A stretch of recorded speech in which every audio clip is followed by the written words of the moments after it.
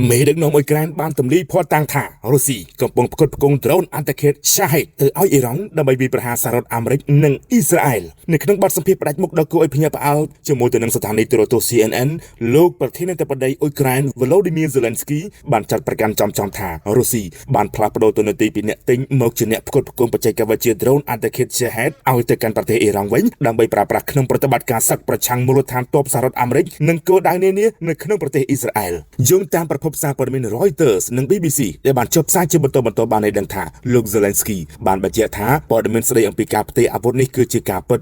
100% ដែលលោកបានថ្លែងថារុស្ស៊ីកំពុងតែផ្ដល់ជូននូវដ្រូនអន្តរជាតិ Shahed ឲ្យទៅកាន់អ៊ីរ៉ង់ដើម្បីយកទៅប្រើប្រាស់វាយប្រហារទៅលើមូលដ្ឋានទ័ពរបស់អាមេរិកនិងគោលដៅយុទ្ធសាស្ត្ររបស់អ៊ីស្រាអែលនៅមជ្ឈមបូព៌ាអ៊ីរ៉ង់បានចាប់ផ្ដើមប្រើប្រាស់ដ្រូនអន្តរជាតិផលិតដោយរុស្ស៊ីទាំងអស់នេះរួចជាស្រេចទៅហើយក្នុងតំបន់ប្រតិបត្តិការរបស់ខ្លួនដ្រូនអន្តរជាតិ Shahed តម្លៃថោកដែលបានបង្កើតឡើងដោយអ៊ីរ៉ង់ដើម្បីតតាំងទៅនឹងមីស៊ីលដែលមានតម្លៃថ្លៃត្រូវបានរុស្ស៊ីយកមកប្រើប្រាស់យ៉ាងទូលំទូលាយរហូតដល់ទៅរាប់ពាន់គ្រឿងឯណោះក្នុងសង្គ្រាមឈ្លានពានអ៊ុយក្រែនតាំងពីដើមឆ្នាំ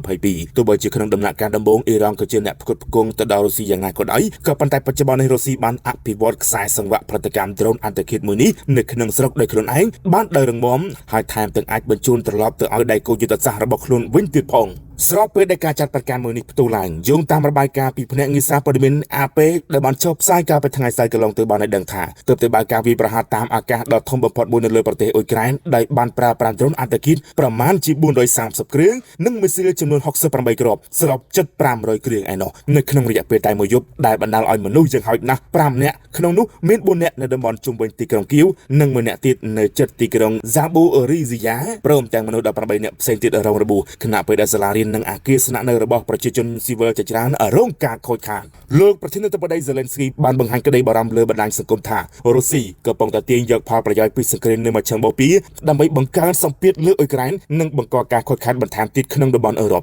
លោកបានលើកឡើងបន្តទៀតថាសង្គ្រាមរបស់អាមេរិកពួតដៃជាមួយទៅនឹងអ៊ីស្រាអែលប្រឆាំងអ៊ីរ៉ង់បានធ្វើឲ្យមានការប្រើប្រាស់មីស៊ីលការពារអាកាសយ៉ាងច្រើនក្នុងតំបន់មជ្ឈមបូព៌ាដែលនេះនឹងប៉ះពាល់ទៅដល់ខ្សែសង្វាក់ផ្គត់ផ្គង់អាវុធការពារខ្លួនមកកាន់អ៊ុយក្រែននាពេលអនាគតនេះជាមួយគ្នានេះផងដែរវិបត្តិថាមពលពិភពលោកក៏កំពុងតែជះផលប៉ះពាល់យ៉ាងខ្លាំងបន្ទាប់ពីអ៊ីរ៉ង់គម្រាមបិទច្រកសមុទ្រហូម៉ូដែលធ្វើឲ្យតម្លៃប្រេងហក់ឡើងយ៉ាងខ្ពស់បំផុតស្ថានភាពពេលនេះបានបង្ខំឲ្យរដ្ឋបាលប្រធានាធិបតី Donald Trump សម្រេចចិត្តបន្ធូរបន្ថយទណ្ឌកម្មលើប្រេងរុស្ស៊ីជាបណ្ដោះអាសន្នសិនដើម្បីគ្រប់គ្រងតម្លៃថាមពលបើទោះបីជារុស្ស៊ីបានបង្ហាញនូវការពេញចិត្តចំពោះការសម្រេចចិត្តមួយនេះក្តីក៏លោក Zelensky និងមេដឹកនាំអឺរ៉ុបជាច្រើនទៀតបានរិះគន់ទៅលើវិធានការនេះយ៉ាងចាស់ដៃដោយសារវាបានផ្ដោតដង្ហើមសេដ្ឋកិច្ចទៅដល់សង្គ្រាមរបស់រុស្ស៊ីលើពីនេះទៀតភាពតានតឹងរវាងអ៊ីស្រាអែលនិងអ៊ីរ៉ង់ក៏បានធ្វើឲ្យកិច្ចចរចាសន្តិភាពដែលមានសហរដ្ឋអាមេរិកជាអ្នកសម្របសម្រួលដើម្បីបញ្ចប់សង្គ្រាមនៅអ៊ុយក្រែនដែលអូសបន្លាយជាង4ឆ្នាំមកនេះត្រូវជាប់គាំងទាំងស្រុងផងដែរ